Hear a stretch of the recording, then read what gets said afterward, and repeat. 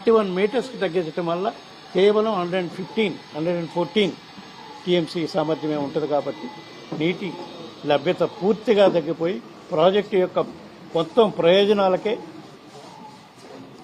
దెబ్బతీసే పరిస్థితి వస్తుంది కాబట్టి దీనిపై తప్పకుండా మేము రాబోయే రోజుల్లో కూడా కేంద్ర ప్రభుత్వం దృష్టికి తీసుకెళ్లి దీనిపై పోరాటం చేసే కార్యక్రమం చేస్తామని చెప్పి ఈ సందర్భంగా తెలియజేసుకుంటున్నాం.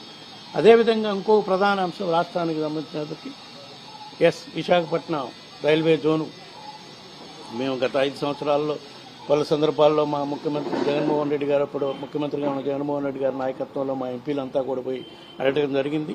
సరే వివిధ కారణాల వల్ల అది అప్పుడు చేయలేకపోయారు. ఇప్పుడు రైల్వే జోను శాంక్షన్ చేయటమే కాక పనులు ప్రారంభించే కార్యక్రమం కూడా చేశారు. కానీ దాంట్లో రాష్ట్రానికి ఇంకొక అన్యాయం జరుగుతుంది.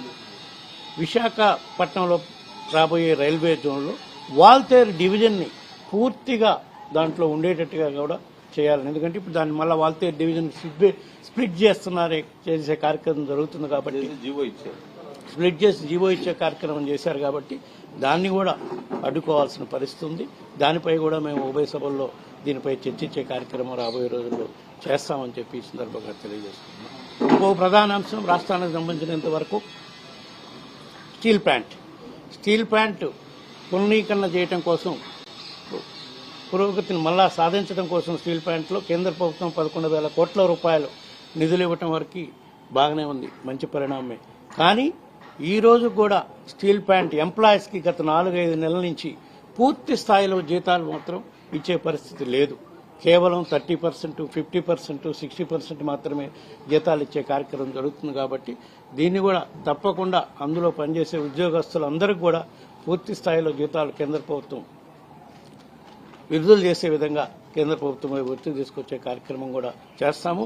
అదేవిధంగా స్టీల్ ప్లాంట్, ఎందుకంటే ఆంధ్రుల ఎన్నో త్యాగాలు పోరాటాల ఫలితంగా తెచ్చుకున్న విశాఖ స్టీల్ ప్లాంట్ అది మనుగడ సాగించాలంటే ఫైనాన్షియల్ రీహాబిలిటేషన్ ప్యాకేజే కాకుండా క్యాప్టివ్ మైన్స్ కూడా చాలా అవసరం.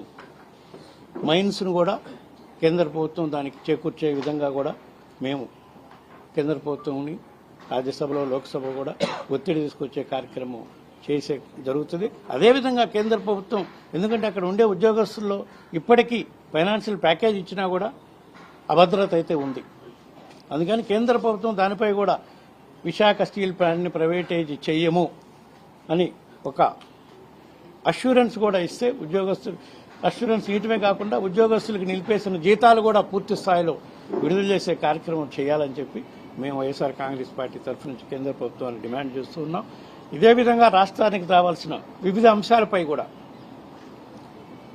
2 చట్టసభల్లో కూడా మేము పార్లమెంట్ సభ్యులందరము కేంద్ర ప్రభుత్వంపై ఒత్తిడి తీసుకొచ్చే కార్యక్రమం చేస్తుంటే తెలుగుదేశం పార్లమెంటు సభ్యులు 2 సభల్లో కూడా ఊరక వైఎస్ఆర్ కాంగ్రెస్ పార్టీ పార్లమెంటు సభ్యులపై, మా నాయకుడు జగన్మోహన్ రెడ్డి గారిపై నిందలేసే కార్యక్రమం చేస్తున్నారు.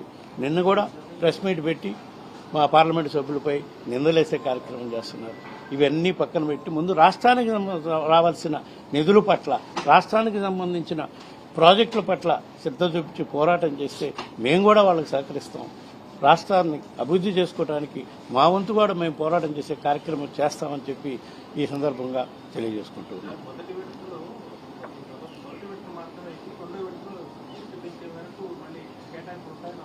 శాంక్షనింగ్ అయితే ఇవ్వాలిగా, 45 మీటర్స్ శాంక్షనింగ్ అప్రూవల్ ఇవ్వాలి కదా. కేంద్ర ప్రభుత్వం జీవో ఇచ్చింది కదా. దానిపై వీటన్నిటిపై మేము స్పష్టత ఇచ్చేదానికే ఈరోజు ఈ ప్రెస్ మీట్ ఏర్పాటు చేయడం జరిగిందని చెప్పి తెలియజేసుకుంటూ, ఎయిర్ ఇండియా కూడా డబ్బులు ఇచ్చారు, అమ్మేస్తారు, 4,000 ఇచ్చారు. సో వీటన్నిటిపై స్వస్థత వచ్చే విధంగా మేము జగన్మోహన్ రెడ్డి గారి నాయకత్వంలో రాష్ట్ర సమస్యలపై పోరాటం చేసి 2 సభల్లో కూడా పోరాటం చేసే కార్యక్రమం చేస్తాం. కేంద్ర ప్రభుత్వ మంత్రులు కూడా కలిసి ఈ సమస్యలను పూర్తి స్థాయిలో పరిష్కారం చేయాలని చెప్పి ఈ సందర్భంగా కోరుతాం. మాట్లాడేది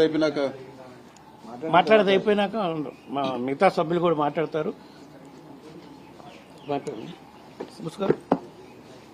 అదేవిధంగా ఇంకో ప్రధాన అంశం కూడా, రాష్ట్రంలో ఎంతో మంది రైతులు గిట్టుబాటు ధరలు లేక ఈరోజు రాష్ట్రంలో పరిస్థితి చాలా దారుణంగా ఉంది. మరీ ముఖ్యంగా మిర్చి రైతులకి గిట్టుబాటు ధర లేక కర్నూలు జిల్లా, గుంటూరు జిల్లా రైతులు గిట్టుబాటు ధర లేక కొనేవాళ్ళు లేక, అదే మా ప్రభుత్వం ఉన్నప్పుడు జగన్మోహన్ రెడ్డి గారి నాయకత్వం వైఎస్ఆర్ కాంగ్రెస్ పార్టీ అధికారంలో ఉన్నప్పుడు ఇంటర్వెన్షన్ అయ్యి గవర్నమెంట్ ఏదైతే ఎంఎస్పీకి తగ్గకుండా పర్చేజ్ చేసే పరిస్థితి ఉండేది. ఈరోజు ఆ పరిస్థితి లేదు రాష్ట్రంలో.